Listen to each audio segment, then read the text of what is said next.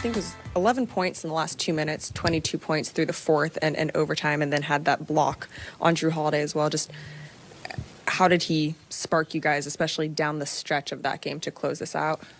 Well, Steph was incredible, and he did it against one of the great defenders in the league in Drew Holiday.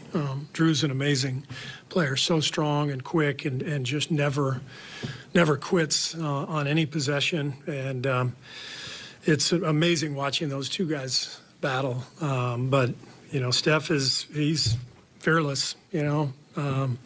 And it doesn't matter if there's a slow start or if he hasn't had much going, he can ignite it at any time. And I thought that comeback down the stretch, I think we were down 8 with about 2 minutes left. Championship stuff, like that's the team that has won 4 titles. So they know how to do it. And they got it done tonight against, you know, probably the best team in the league. I know they didn't have Giannis, but they're still a hell of a team without him. Steve, how hard was it to take Steph out for those, whatever, minute and 11 or whatever it was? And did you have to do that in your mind? And do you think it gave him a little bit of a breather? He looked tired at that point. So it was a no-brainer just to allow him to just get a couple minutes on the bench and fill up the tank for the last few minutes. What did you think about Steph having one of the defensive moments in the game, the block on Holiday? Yeah, the verticality at the rim, pretty impressive, you know, and for him to slide over there. And then, you know, that's a play that we practice pretty much every day in our defensive drills, both guards and bigs. You know, verticality, just go straight up and you know, make a guy finish without swiping down and drawing a foul. So a pretty amazing play. What did you just think about the entirety of the game and how you guys played?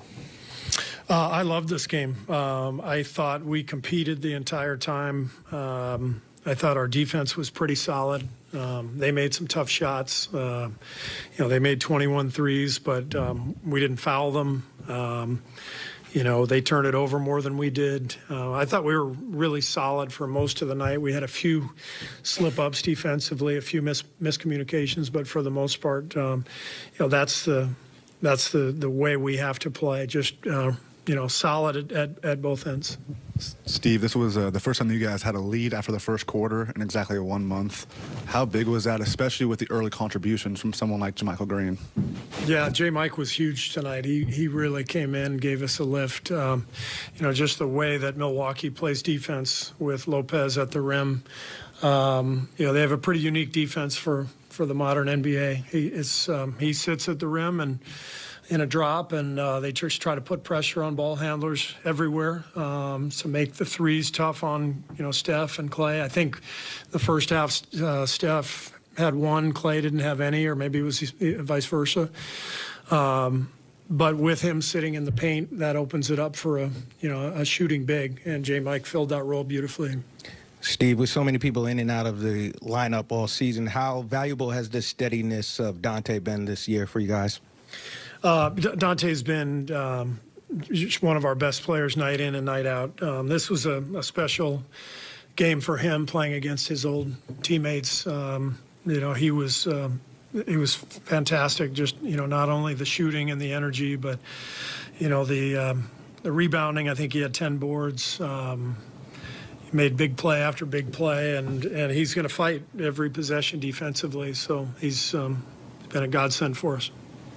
Was that last play regulation designed for Draymond, knowing he was going to be open, or did it just kind of? It kind of played out that way. There were a few different options out of the play, and with what Lopez did, the way Lopez played it, Draymond made the right read and popped out, and you know, it's you know, he's obviously not known as a three-point shooter, but I always trust Draymond at the end of games. The guy's just a winner, and it looked like he was going in. That shot was about halfway down, but he made a good read and got a good clean look. He went down, and can't even remember what quarter, but looked like a pretty bad ankle roll. Yeah. Were you surprised he came back? And I mean, is that one of those things that you're worried might stiffen up? Yeah, I mean, I worry a little bit about how he'll feel tomorrow. You know, he may have been playing on adrenaline tonight. I was not at all surprised that he came back because, you know, that's who Draymond is. So hopefully it's not too bad. We'll see tonight. I know it was a starting lineup, but you closed the fourth quarter without Poole, didn't play him at all in overtime.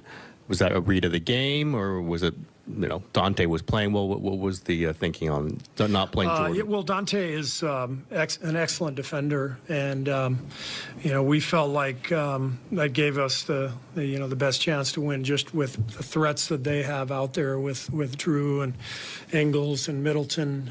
We wanted Dante's defense out there, and that's why we went with him. And you know, every game's a little different, but tonight was Dante's turn to finish. Steve, you've talked several times this year about Clay's game and evolving as he gets into his 30s. How have you seen Steph's game evolve? It seems like he's doing a lot of the same things he's always done, other than getting stronger maybe. What's different about Steph now than 2, 3, 4 years ago? Nothing. Honestly, I don't think anything's different. He looks like the exact same guy. Sorry, I can't give you a better answer. Maybe that's a good answer. That kind of answer. All right. Yeah.